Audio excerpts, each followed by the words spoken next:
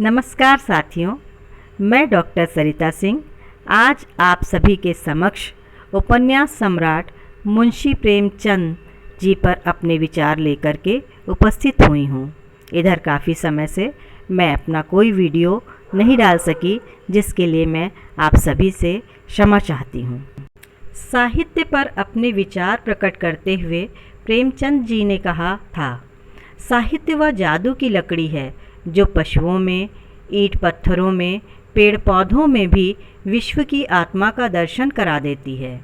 प्रेमचंद जी भारत ही नहीं अपितु विश्व के प्रसिद्ध साहित्यकारों में से एक थे।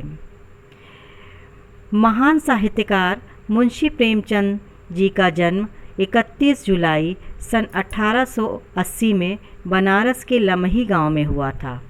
आपके पिता का नाम मुंशी अजायब राय तथा माता का नाम आनंदी देवी था। प्रेमचंद जी का मूल नाम धनपत राय था। राष्ट्रीय भावना से ओतप्रोत इनकी सोज़े वतन नामक कृति को अंग्रेज सरकार ने जब्त कर आग में जला दिया था और इन्हें कड़ी चेतावनी दी थी, परंतु इस आग ने पुस्तक को जलाकर पुस्तककार के हृदय में उपन्यास पर उपन्यास लिख डालने की नई आग लगा दी और तब से धनपत राय हिंदी संसार के समक्ष प्रेमचंद के रूप में अवतरित हुए। कथा साहित्य के शलाका पुरुष मुंशी प्रेमचंद का समग्र सृजन आम आदमी की व्यथा और आकांक्षाओं का खुला दस्तावेज है। उनकी कृतियों में लोक रस व्याप्त है, जिसमें झोपड़ी से लेकर महल तक, ग्राम से लेकर नगर तक, गरीबी से लेकर अमीरी तक तथा यथार्थ से लेकर आदर्श तक की गहन और संवेदनशील यात्रा का सफल रेखांकन हुआ है। हिंदी कथा साहित्य के शिखर पुरुष प्रेमचंद जी ने अनेक कहानियाँ एवं उपन्यास लिखे। सभी कहानियों में भारतीय जनजीवन की नब्ज़ धड़कती परिलक्षित होती है। कफन, बूढ़ी काकी, मंत्र, माँ, जुलूस, सुहाग की साड़ी, सवा सेर गेहूँ, दूध का दाम, जीवन का शाप, ईदगाह, पूस की रात, बेटी का धन, सभी में मानवीय मूल्यों, संबंधों एवं अभावों का यथार्थ चित्रांकन करते हुए मुंशी प्रेमचंद जी ने समाज में व्याप्त रूढ़ियों, अंधविश्वासों, परंपराओं, धारणाओं, कुप्रथाओं, कुरीतियों एवं भ्रष्टाचार का पर्दाफाश किया है।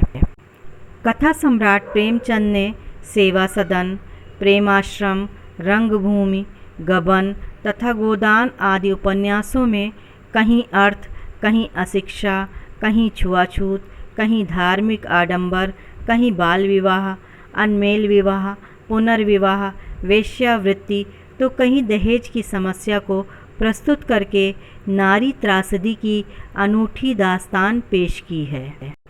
अपने कथा साहित्य में प्रेमचंद ने नारी समस्याओं का अंकन ही नहीं किया, बल्कि समाधान हेतु उसके हाथ में हामिद का चिमटा तथा वाणी का तीर भी थमाया है, जिससे फिर कभी किसी गरीब को सवा सेर गेहूं के लिए अपने को गिरवी न रखना पड़े। कर्मभूमि की सुविधा से अछूत आंदोलन का नेतृत्व कराया। सेवा सदन की सुमन को वह शक्ति दी जिससे कोई नारी किसी पुरुष के अन्याय को सहन न कर सके। निर्मला जैसी नारी का समर्थन करके पुरुष समाज के इस भ्रम को तोड़ा कि नारी दासी ही नहीं, सुख दुख की हमसफ़र भी है। उन्होंने संग्राम, प्रेम की वेदी और करबला नाटक लिखा।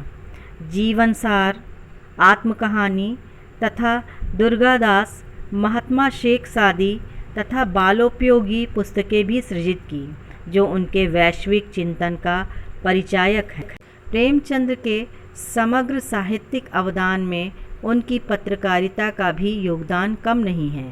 प्रेमचंद ने 1903 ईस्वी से स्वतंत्र पत्रकारिता प्रारंभ की, जो 1930 ईस्वी में हंस से प्रारंभ होने तक चलती रही। स्वदेश और मर्यादा पत्र में मुंशी प्रेमचंद वैचारिक आलेख तथा टिप्पणियाँ लिखते थे। साथ ही उर्दू के पत्र ज़माना में रफ्तार ज़माना के नाम से स्थायी स्तंभ लिखकर समाज की प्रत्येक गतिविधि को जन जन तक संप्रेषित कर रहे थे। बीमारी से निरंतर दुर्बल होते जाने के कारण पत्नी शिवरानी देवी बार बार उन्हें लिखने से मना करती और पूर्ण विश्राम का आग्रह करती। तब प्रेमचंद जी की प्रतिक्रिया होती थी, मैं मज़दूर हूँ और मज़दूरी के बिना मुझे भोजन का भी अधिकार नहीं है।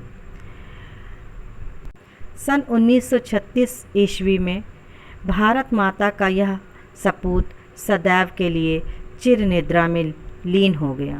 अंत में मैं यही कहना चाहती हूँ, बड़े गौर से सुन रहा था ज़माना, तुम ही सो गए दास्तां कहते कहते। धन्यवाद।